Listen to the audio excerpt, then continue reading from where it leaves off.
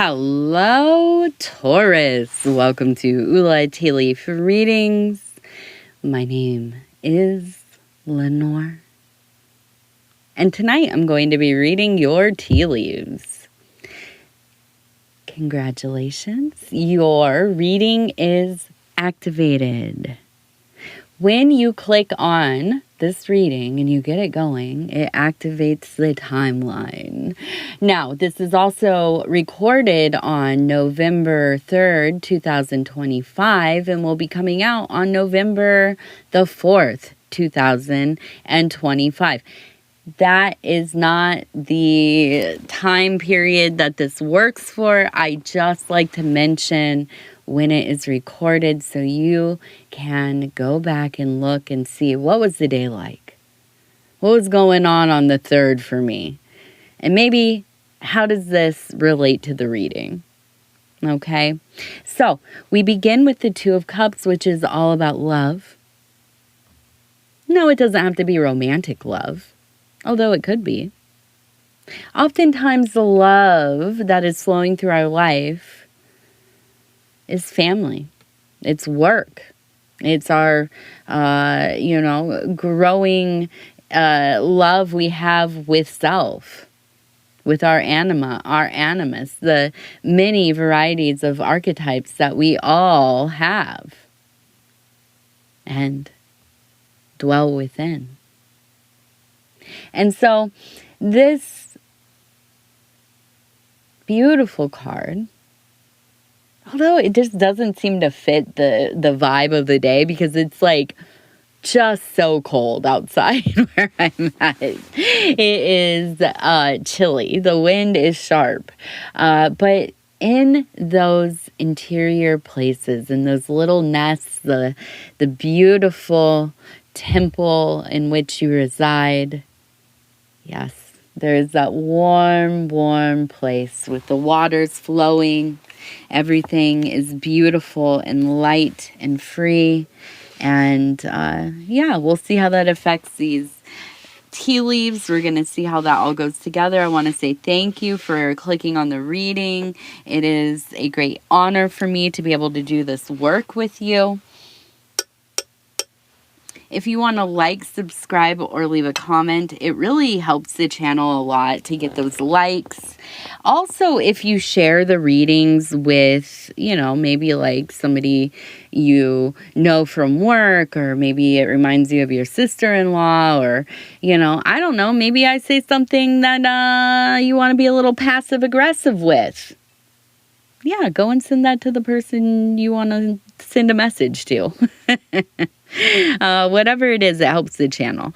Also, if you want to go into that comment section and let me know what is your great hope for this next, 2 months before the year is over? This next 2 months, what is your great, great hope? If it's in your personal life or if it is for the greater collective, put it in the comments. All right, let's get started. So immediately I see we have this beautiful bird visiting with this feminine, maybe wearing a dress, sitting in a, not really like a easy posture, but sitting, right? Resting. Now we have the bird, almost kind of reminds me of a magpie or maybe like a grackle or one of these kinds of birds. We have the sharp head. We have the body here. Here's the tail. Now this is the head of the person, and in between them we have the star right here. Okay, so I do feel that there is a message that is going to be arriving to you, and this will be quite directly. It will come at a time when you are maybe feeling pretty drained. You are starting to gain your kind of vital resources once again. You might be even kind of brain fog, feeling like you're just not, you don't have that clear thinking. Then this message kind of shows up, right? This opportunity, this communication from the divine. But what I do think that it is about is whatever that goal that you have been trying to, accomplish. And I do feel like this is one of the biggies. It's not like one of your little, I'm going to get the, socks rolled up. All of them. They're all getting clean and they're all getting matched together, That is a big undertaking, depending on how many socks you have in your house. But that's not what I mean. I mean, these are the big things. This is like, joining a monastery. This is like, hitting the $1 million that you made this year kind of deal, right? These are big goals. And I see that there's something that is going to kind of start your engines again, right? And that's why I think this is an opportunity for you to really kind of build upon whatever you've already built, but really, really get some traction and start making some resources through this work, through this goal that you have. So it might be something like, fingers and toes crossed. I cross my toes too, baby. Don't think I'm missing out on any luck. But this might be like you get a bonus that you weren't thinking that you were going to get, and now you have enough money to like invest. Right? You're going to make money for you. You're not just like buying something that's not going to have any return. I see you, doing something that's going to help further this goal and the other goals that you have for yourself and for your family and for your household. Okay. So that's a big one. Now, I know that this has to do with your collective family and the people you live with, because we have this right at the middle, and that is the little house, and it has the little chimney and the smoke coming off, and that is at the center of your mind. Now, I also feel that you have been having some moments of maybe contemplation, rumination. We have a person sitting here. Above them are the apparitions, right? And it looks like we have a fair amount of conflict, or at least the fear of conflict. We also seem to have maybe 3 or 4 perceivable I don't know what they are, entities, intelligences that seem to be based around the home. We have what looks like some kind of bee or, I don't know, a bug of some kind. But then we have these other 2 in this one. And these 2 very much remind me of like Egypto gods. Right? So I do feel, not that you have Egyptian gods or like a bee person in your house, but I do feel like you have these like very almost kind of strange alien-like dreams. I feel like there's 4 of them. They show up in the night. You feel them around the house. It feels uncanny. Nobody else that you live with is experiencing this. So you almost kind of like don't bring it up, I think, because you're worried that if you keep insisting upon, like, I don't know, there's something weird, I saw something, I felt something, something moved, or I woke up and they were standing there or whatever, you're being dismissed as you need more sleep, or you're imagining things, or, whatever. Now, I am confirming to you that, yeah, there is something hanging out around your home. Now, I don't think that it is actually individual entities, and it is probably just one, but I do think that in some way it is trying to intimidate you. I don't think it's nefarious, but I do think that it likes to kind of put itself forward as more than what it is, as maybe like a protection thing.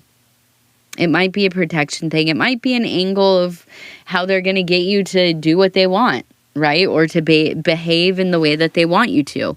a lot of times entities like this will feed off of fear.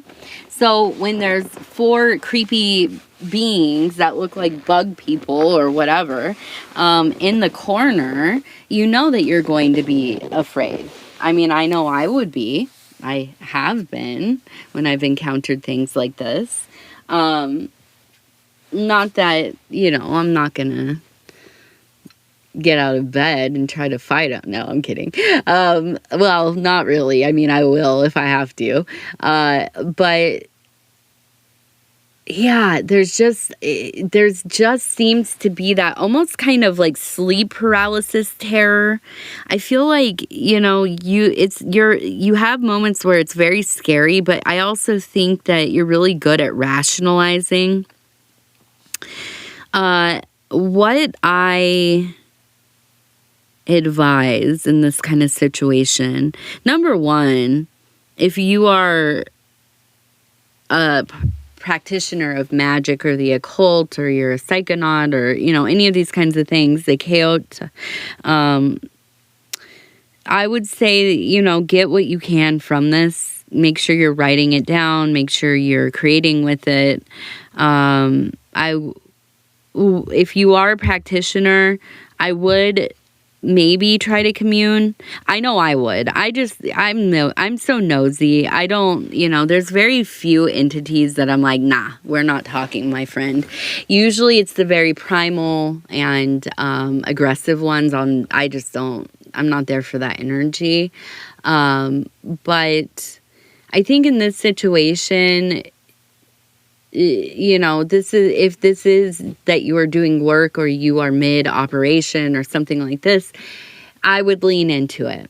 Now, on the other hand, if you are somebody who does not consider yourself a practitioner and you're not doing magic, and, you know, these things are just showing up in your dreams and your visions and your, you know, in those in-between places where you're waking up and you're maybe having that kind of old hag syndrome or the sleep paralysis type feeling, I would definitely do some cleansing, maybe even a little bit of banishing, you know, tying off the area, definitely prayer, and maybe making an offering, you know, if that is to your household gods, to help keep them out of your, you know, your domain. Or, you know, you could make an offering directly to ask to leave in exchange for whatever the offering is. So I think that these are things that are important. They're things that could work. But most importantly, if you believe it's real or not, the placebo effect is profound. Okay. So let's go. We're also going to look at, I want to see these letters over here. We have the letter, it looks like it's PM.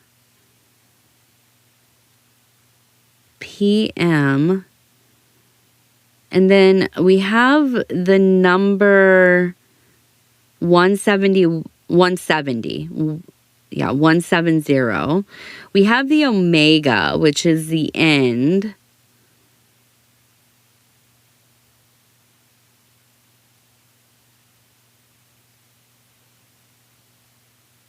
We have something with ants. We have ANT, ants. We also have the number 84. And we seem to have a lot of crying. There seems to be a fair amount of crying happening around you. I almost wonder if there's a child that's not feeling good.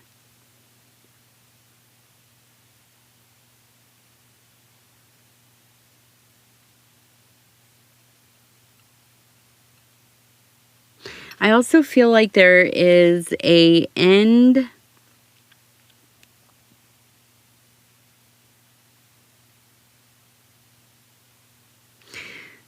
I just keep thinking there's an end to worry. You're getting into your season. I really feel like you are somebody who gets very like into holidays and feasts and festivals and rituals and this kind of thing. And I feel like in this next period of time, the closer you get to whatever holidays you partake in, for me, it's like Saturnalia, and we're from the United States, so my family and I here, we do, some Christmas stuff. Although it's very altered, I will say, to fit kind of a more Saturn theme. But we have Santa and all that stuff too. My daughter's elf should be returning soon, and, all that stuff. So we also have the number 27. And B-E. So I feel like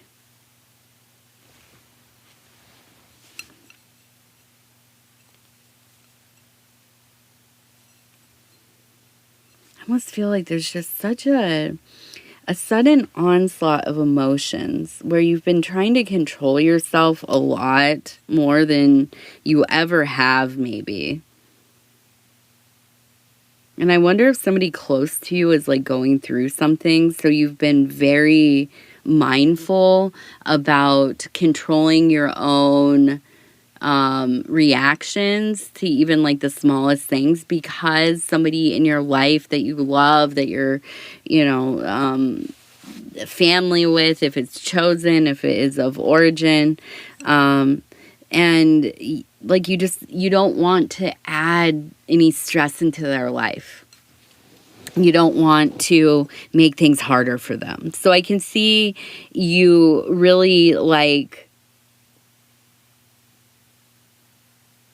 maybe, trying to control more of your reactions, how you're interacting with people, but also, and here's the big thing, it feels like you're allowing yourself to have your emotions and feel your feelings and do your crying and all of that, but it's more of like a personal experience. Like it is something that you set aside space for.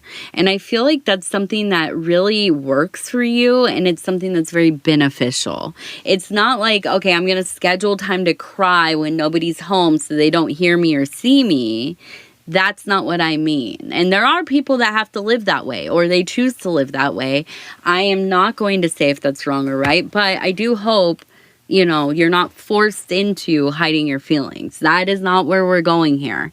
What I am saying is we get to a point, hopefully, in our work where we start to see like, yeah, I'm feeling these big feelings. I know that I'm going to be crying because I probably cry often, or, at least I know something will be coming up, or I will be thinking about something that is very emotional for me.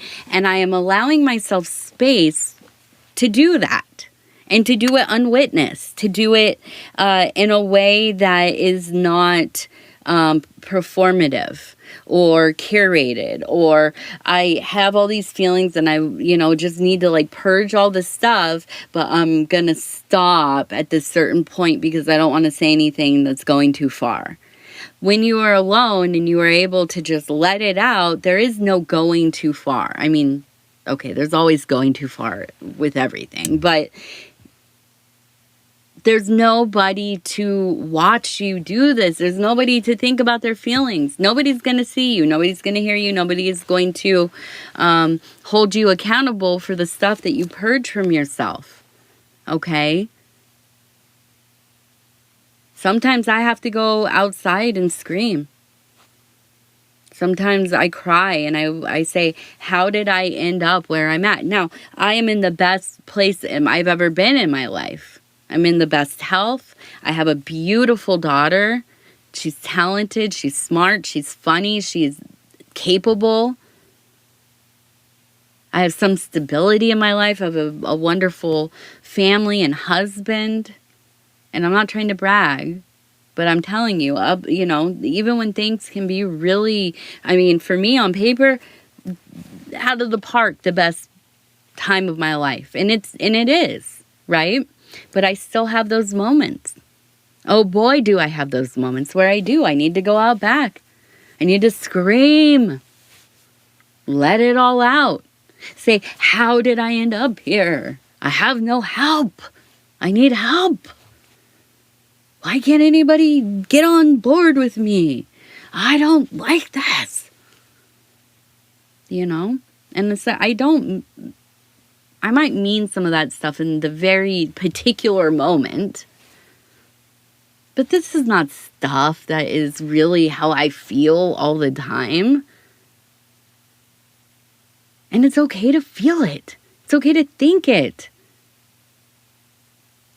I've told my husband a million times, I don't know what the heck I'm doing. I didn't want to be a housewife. I don't want to be a housewife. I'm not a housewife. And it's not because I think any less of it. It's because it's the hardest job I've ever done. It's the hardest thing to stay motivated and figure out how to do all this. And every moment it feels like there's more. There's more stuff. The older my daughter gets, she's got more things. It's more complex. Activities and friends and social things and her wellness and then also all the house stuff. You know, it's a lot. And I know you know. So sometimes we just have to go and purge it. Sometimes we have to cry about it every freaking day. Until, I don't know. Maybe that's just who we are. And that's okay. Unless it's not. And then you change something, right? But we all need it. We all need a place to not be seen. We all need a place that is safe for us to just let it out. Ugly, mean, vile. Do not hold it in. Now, don't put it on other people. Don't go to work and spew this toxic venom, No. Find something that works for you. Go cut some wood. Go, I don't know, kick some bushes. Yeah, I don't do that. Whatever it is. I like to clean up the yard because it's a lot of work. Nobody's hearing me curse everything. And then by the end, I'm laughing, I'm smiling, I'm happy. I've seen things that I wanted to see. Bugs and plants and dirt and water and the sky, the fresh air,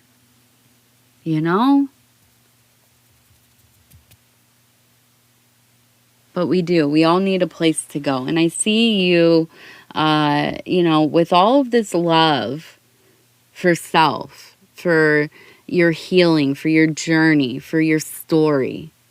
And you are honoring yourself in this. I think that at times people have made you feel difficult. They've told you you're too much, you're too intense, you're weird, you're eccentric, you're a creative, you're a sensitive, you're they're afraid to deal with you. Maybe it's because you are difficult. More likely than not, it's because you feel things so deeply. You experience things so deeply. And you know who feels uncomfortable with that? People who cannot access those parts of self.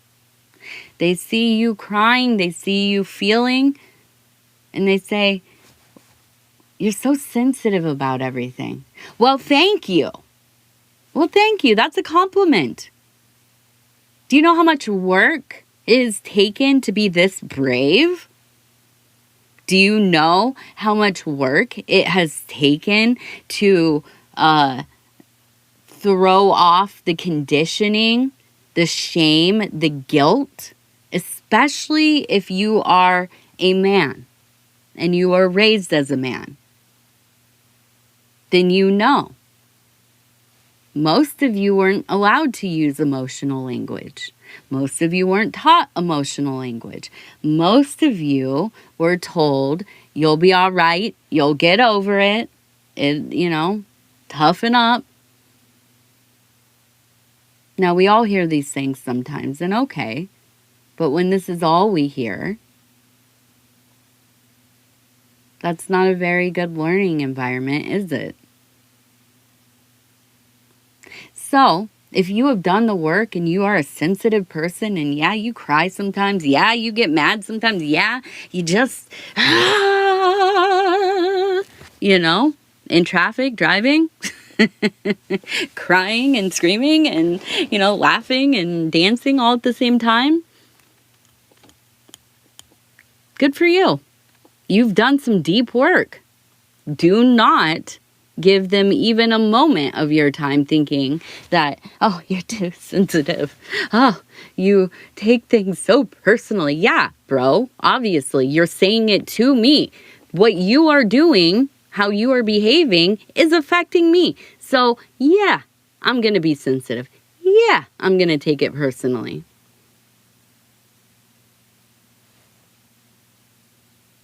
And good for you. And good for you. And good for you for doing the work so that you can feel. And not only can you feel, you can express yourself. And you're not afraid to do so. We need more of that. Yes, we do. All right. So we have, it looks like 21. We also have a 5. We have an 8 as well. We have a person who looks, I feel like this is a taller, dark hair, longer dark hair, feminine, older, maybe a teacher. It feels like maybe a teacher, a mentor, somebody in a caregiving role for you. Very stoic, I think, hard. Maybe you experience them as being a hard person. I do think that this is a family member or like maybe a teacher or something like this. But I feel like this is one of those anchor places in your memory, in your mind. This is a person that you really wish to not emulate. Let me be very clear. This is one of the people that you saw in life and you said, I am going to do everything to not be that person. Okay? So I feel like to you, one of the great sins is to be emotionally unavailable, to be emotionally repressed. And why is this? Well, because I think that you are probably a creative person. You know, you're somebody who builds things, who imagines and conceives things, right? You manifest them. And to be cut off from your emotions or to be in such a posture where you have to absolutely refrain from any type of expression or anybody seeing those emotions, that would be super detrimental to the work. Okay? So that person comes up. I think that's just really a confirmation of the way that you are living right now, the direction you're headed in. 32. Number 32. 67. 60. All right. 32, 67, and 60. And then we'll end with our Mystique of Magdalena cards. And I'm just going to stop where it feels right. And it says 15. The Lady and the Unicorn. Hidden in plain sight. The dew of the thing, the honey, is often hidden in the subtle. It is there for all to see, but you must have eyes to see it. All right. Well, Taurus, I'm going to go ahead and tell you I love you because I do, and thank you for being here. It's always such a great honor for me. If you want to like, subscribe, or leave a comment, I'd love to hear from you. Other than that, I'm going to say again, I love you. Take care of yourself. We'll talk soon. Good night.